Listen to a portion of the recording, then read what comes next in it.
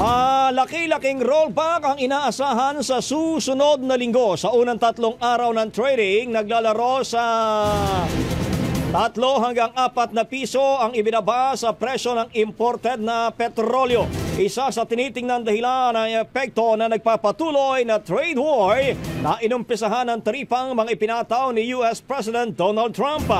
Sa kabila kasi ng inanunsyong suspensyon ni Trump sa mga export tariff maliban sa China na dinagdagan pa, marami pa ring uncertainties at nangangapa pa rin ang world market.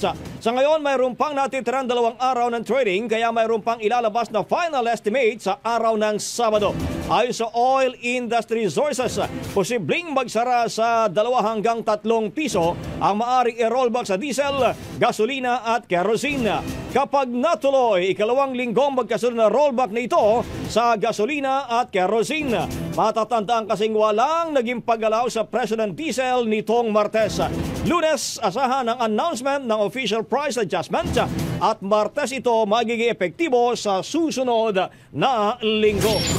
Ang bahaging ito ay hatid sa atin ng Yummyvit ES3 Syrup. Simulang tuparin ang pangarap ng iyong anak. And starting now!